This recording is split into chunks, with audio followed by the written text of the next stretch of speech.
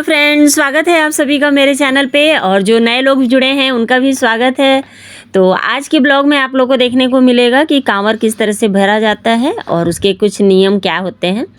और ये 19 तारीख के शाम का वीडियो है। मैं जहाँ से वीडियो अपना एंड की थी वहीं से स्टार्ट भी की हूँ। तो बस में ही हैं अभी हम लोग और शाम के 5 बजने वाले हैं। और जस्ट सिटी से हम लोग निकल गए थे सुल्तानगंज के लिए और ये बस हमें लेके जा रही है।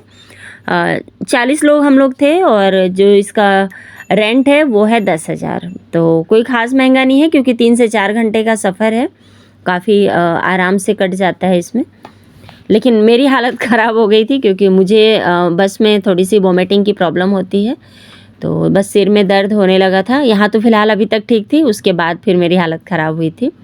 और यहाँ सभी से आप लोगों को मैं पहले भी मिलवा ली हूँ। सभी जो बम कहते हैं इसमें, मतलब अब जब से हम लोग यात्रा शुरू कर दिया ना तब से सभी को एक दूसरे को बम ही कहेंगे, भैया बम, चाची बम, ऐसा इस टाइप से चलता है। यहाँ पे सभी अब ब्रेक लिए हैं एक, क्योंकि बहुत लंबा सफ़र था। तो सब यहाँ पे चाय नाश्ता कर रहे थे और मुझे तो सिर में पेन था तो मैं बस मेडिसिन ली और चाय नाश्ता मैंने ही की।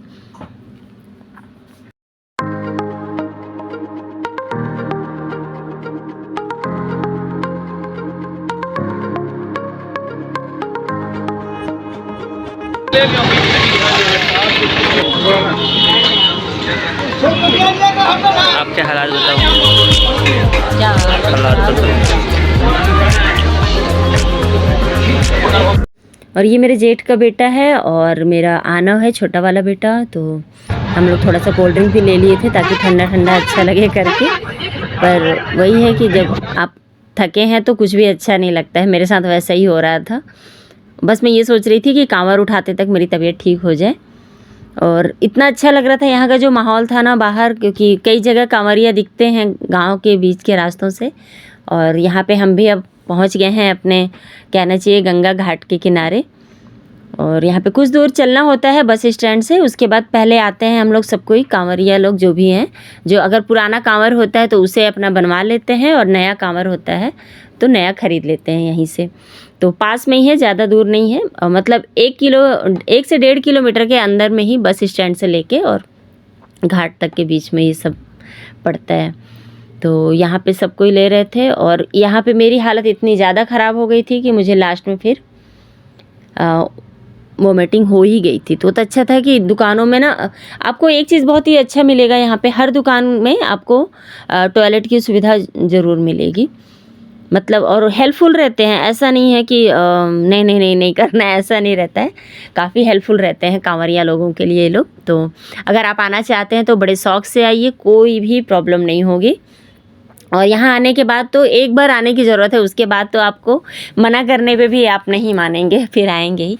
और ये डिब्बे जो है ना, ये कांवर के लिए यूज़ किए जाते हैं। अगर आप पीतल या तांबे के लोटे नहीं रखे हैं तो इस तरह के डिब्बों को ही कांवर में ढक्कन के साथ मिलेगा, ये ख़रीदना होता है। और ये जो सफ़ेद वाले हैं, हरे रंग के ढक्कन, लाल रंग के ढक्कन ना, तो ये जब हम कांवर में ना किनारे में 2 बॉटल्स बांध लेते हैं ताकि जब भी हम कांवर उतारें तो इन्हीं डब्बों को हम छुएं, जल वाले डब्बे को ना छुएं।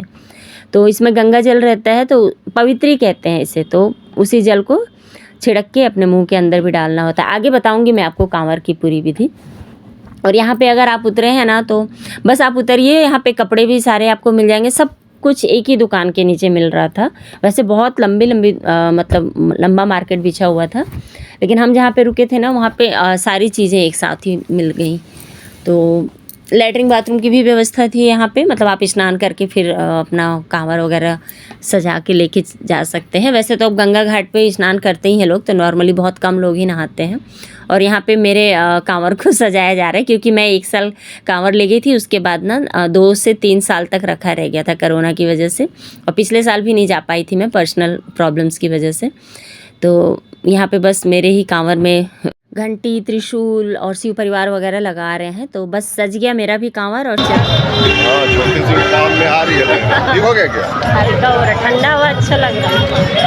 भैया तो धूप में रहेगा लग रहा। तो अब यहाँ पे सुल्तानगंज में आ गए हैं और बाहर पूरा देख रहे होंगे मार्केट। तो हम लोग का कांवड़ भी तैयार हो गया है और छोटू और आयुष का पिट्ठू भी। अब हम लोग जा रहे हैं गंगा स्नान के लिए। दुकान से भी हमें 1 किलोमीटर चलना पड़ा था, उसके बाद हम गंगा घाट पे आ गए थे और गंगा घाट को इतना ज़्यादा सजाया गया था। तो अभी मतलब हर जगह के जो गंगा जी का घाट है ना उसे बहुत ही अच्छा सजा दिया गया है। तो मैं जब पिछली बार आई थी लास्ट टाइम ना तो इतना अच्छा नहीं था। अभी तो सीढ़ियाँ बन गई थी और काफ़ी स्टेज कार्यक्रम वगैरह चल रहे थे, लाइट्स वगैरह भी बहुत, लाइट तो खैर पहले भी लगते थे पर अभी बहुत ही ज़्यादा, मतलब ऐसा लग रहा था दशहरा दिवाली चल रहा है। तो कांवरिया मेला है और इस बार के मेला को देखने में मुझे तो बहुत ही मज़ा आया। बहुत मतलब हर जगह कहीं डीजे, कहीं गाना, कहीं पे प्रवचन चल रहा है। मतलब आप चाहें ना तो पूरी रात यहाँ बैठ के अपना दिन आराम से गुजार सकते हैं। और कलाकार लोग अपनी मतलब कहना चाहिए जो सांस्कृतिक कार्यक्रम है वो सारे हो रहे थे। और कहीं पे कृष्ण भगवान की गाथाएँ, कहीं राम जी की, बस यही सब चल रहा था। और हम लोग फिर आ गए थे गंगा किनारे और गंगा जी में डुबकी कहते हैं साथ में सबको लगाना चाहिए, मतलब हस्बैंड वाइफ को। पर यहाँ बच्चे भी थे तो मैं बोली पहले दोनों बच्चों को आप लेके जाओ, फिर मैं पीछे से आ जाऊँगी। तो यहाँ पे ये तीनों ही डुबकी लगा रहे हैं और उसके बाद फिर कांवर धोना और उसमें जल भरने का नियम जो है वो अब मैं आपको बताती हूँ। तो सबसे पहले स्नान करना होता है और जो गंगा घाट होता है ना वहाँ पे तख्त रखे हुए होते हैं। तख्त हमारे यहाँ चौकी भी बोलते हैं, मैंने लकड़ी के पट्टे कहना चाहिए, बड़े बड़े से होते हैं जो, वो रहते हैं। और उन पट्टों के ऊपर आपको अपना कांवर रखना होता है। उसके बाद स्नान करके फिर अपने कांवर को, ये देखिए मेरे हस्बैंड जी जैसे अपने कांवर को धोना होता है। तो कांवर को भी 2 बार स्नान कराना होता है, मैंने कहना चाहिए कायदे से एक तरह से। फिर उसके बाद अपने जो डब्बे हैं या कलश है, अगर आप पीतल के या तांबे के या चांदी के रखे हैं तो उन कलश को दोनों हाथों में लीजिए। ये देखिए मेरे हस्बैंड जी कैसे लेके और उन्हें भर लीजिए। और साथ में मैंने डुबकी भी लगाना है कहना चाहिए। दोनों हाथों में रखेंगे और एक हाथ मतलब अगर राइट में एक रखें और एक लेफ्ट में, तो दोनों में से किसी एक को आपको संकल्प लेना होगा कि आप जो बाबा बैद्यनाथ जी को कौन सा जल चढ़ाएंगे और दूसरे हाथ में ये संकल्प लेना होगा कि वासुकीनाथ जी को कौन सा जल चढ़ाना है। तो वो आप सुनिश्चित यहीं पे कर लेंगे और फिर उसके बाद उन्हीं जल को, उसी वाले जल को मतलब फिर वहाँ पे चढ़ाना होता है। तो 2 जगह चढ़ाना होता है और कई लोग तो 4 ले लेते हैं, जैसे एक जगह पे शंकर जी पार्वती जी का अलग अलग कलश और एक जगह पे वासुकी नाथ जी का और वहाँ के पार्वती जी का। तो इस तरह से 4 ले लेते हैं। तो हम तो 2 लेते हैं और एक ही कलश से हम शंकर जी को और पार्वती जी दोनों जान को जल चढ़ाते हैं, क्योंकि उसमें सिर्फ जल होता है और चावल और सुपारी होता है। माने भाग वगैरह तो होता नहीं है कि पार्वती जी को नहीं चढ़ा सकते। और यहाँ पे अब मेरी बारी आई तो मेरे लिए डुबकी लगाना बहुत ही मुश्किल काम है। मतलब नाक दबाओ तो कान में पानी जाता है, कान दबाओ तो नाक में जाता है। मेरे लिए बहुत ही इम्पॉसिबल काम है, बड़ी मुश्किल से मतलब मैं डुबकी लगा पाती हूँ। और लेकिन ठंडा ठंडा ना मेरा सिर काफ़ी दर्द हो रहा था तो बहुत ही अच्छा लग रहा था मुझे यहाँ पे। फिर उसके बाद स्नान करके और फिर सूर्य जी तो थे नहीं तो चंद्रमा जी को ही मैंने जल डाला और गंगा जी के नाम पे। और उसके बाद फिर यहाँ पे सिंदूर ज़रूर लगाना है। अगर आप सुहागन हैं तो स्नान के बाद जब बाहर आप निकलें घाट से तो सिंदूर पहले लगा लें, उसके बाद फिर घाट की पूजा करें। और यहाँ पे ना मेरे कान का एक पेच निकल गया था। अच्छा हुआ कान का जो गोल्ड का था वो मेरे हाथों में आ गया था, तो हस्बैंड जी के पैकेट में पूरे टाइम था, वो घर आके फिर निकला है।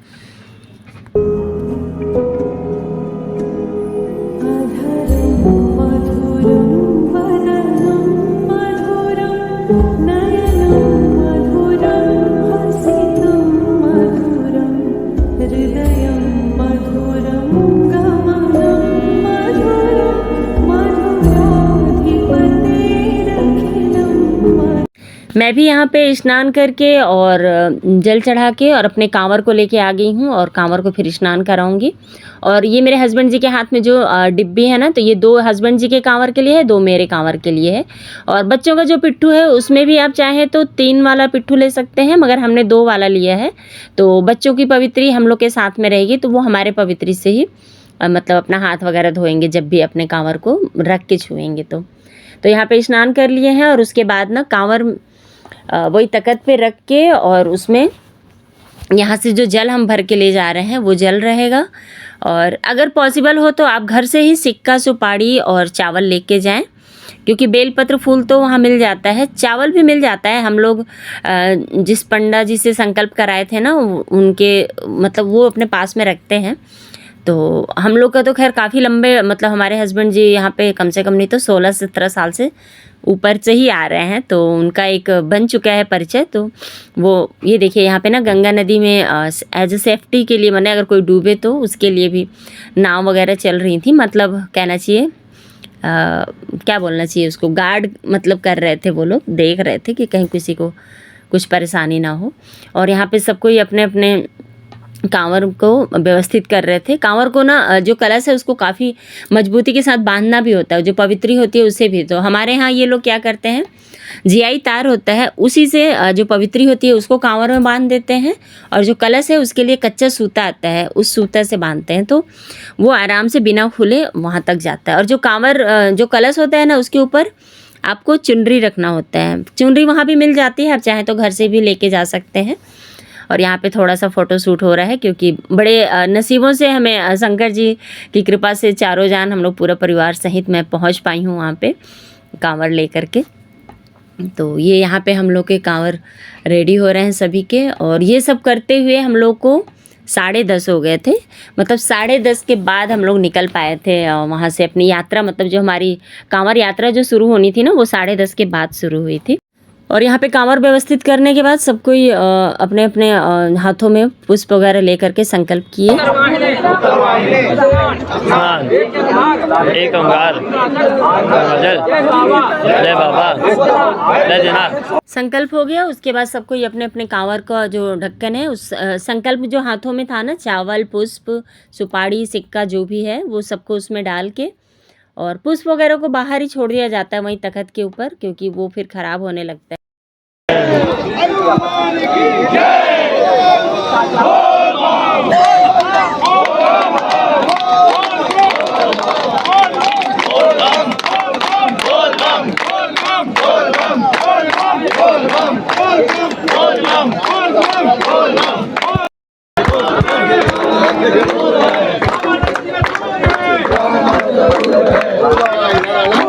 कांवर बंद जाता है तो फिर उसके बाद आरती, धूप जला के, उसके बाद भोग लगा करके, और फिर 5 बार परिक्रमा करनी पड़ती है अपनी कांवर की।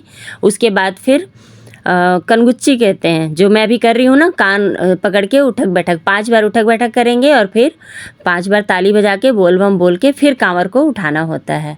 तो सबका उठ गया है कांवर, मैं सबसे पीछे हूँ। थोड़ा सा सिर में इतना ज़्यादा दर्द था, मुझे लग रहा था कि शायद मैं चल भी ना पाऊँ, मतलब थोड़ी सी चक्कर भी आ रही थी। पर जैसे ही कांवर आया कंधे पे ना, अपने आप एक शक्ति जो है ना, वो संचालन शुरू हो गया था मेरे साथ शक्ति का। तो काफ़ी हेल्पफुल थे बाबा और पार्वती मैया, और कांवर में पूरी तरह से पैदल ही मतलब ले करके और आखिरी मंदिर तक पूरा पहुंच गई थी। तो इसके लिए धन्यवाद दूंगी पार्वती मैया को। और ये हम लोग घाट से निकल रहे थे तब का सीन था। तुम प्रेम हो, तुम प्रीत हो, मेरी बांसुरी का गीत हो। तुम प्रेम हो, तुम प्रीत हो, मनमीत हो राधे, मेरी मनमीत हो। तुम प्रेम हो, तुम प्रीत हो, मनमीत हो राधे, मेरी मनमीत हो। तुम प्रेम हो। रात के 10:30 हो रहे हैं और हम लोग अपना अपना कांवर उठा लिए हैं। ये इस तरह से आगे, और ये पीछे कार्तिक भैया है, और आप सभी का स्वागत है इस नए ब्लॉग में। और मेरी हालत थोड़ी सी ख़राब है क्योंकि मेरे सिर में दर्द हो रहा है शाम से। और यहाँ पे जयकारा चल रहा है, तो आप लोग भी आनंद लीजिए। और चैनल पे नए हैं तो सब्सक्राइब ज़रूर कर लीजिएगा, वीडियो को लाइक करना मत भूलिएगा। तो चलिए स्टार्ट करते हैं आज का पूरा ब्लॉग।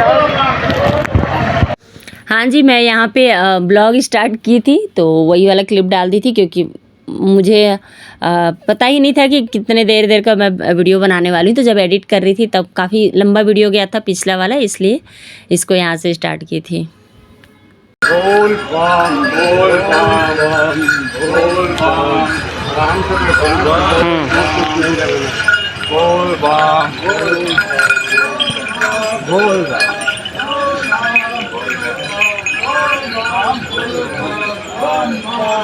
पूरे रास्ते में आपको जहाँ भी कांवरिया मिलेंगे इस तरह से ही बोल बम के नारे मिलेंगे, क्योंकि यही एक ऐसा नारा है जिसके बोलने से जो शक्ति है ना अपने आप आती है, और पैदल जो नंगे पैर चलने की जो शक्ति है ना इसी से मिलती है। हाँ जी, तो वैद्यनाथ धाम में ना नंगे पैर ही चला जाता है। हाँ, कुछ लोग सॉक्स वगैरह की हेल्प ले लेते हैं जिनको बहुत ज़्यादा ही मतलब दिक्कत होता है। वैसे मेरा जो एक्सपीरियंस है वो यही कहता है कि कितना भी दिक्कत हो सॉक्स मत पहनिए, क्योंकि सॉक्स से ना छाले और उभर के निकल आते हैं। तो हो सके तो नंगे पाँव दबा के पैर को चलिए, तो उससे छाले बाहर की ओर नहीं आते। वैसे छाले आने हैं तो आ ही जाएंगे। और यहाँ पे देखिए हर जगह ना झांकियाँ निकल रही थी, बहुत ही सुंदर सुंदर। आवाज़ को मैंने म्यूट किया है क्योंकि कॉपीराइट आ जाएगा।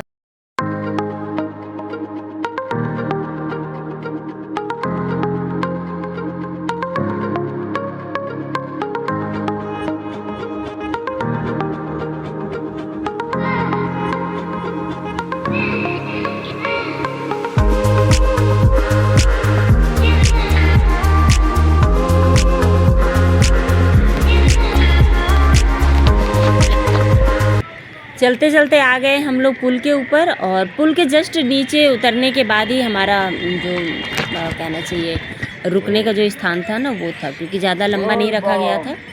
शायद 1 से 1.5 घंटे हम चले थे और उसके बाद फिर हम रुक गए थे, क्योंकि बॉडी को आराम देना भी ज़रूरी था। नहीं तो बीमार होकर के घर वापस जाने से अच्छा है भगवान को कांवर से जल चढ़ाना पैदल पहुंच के।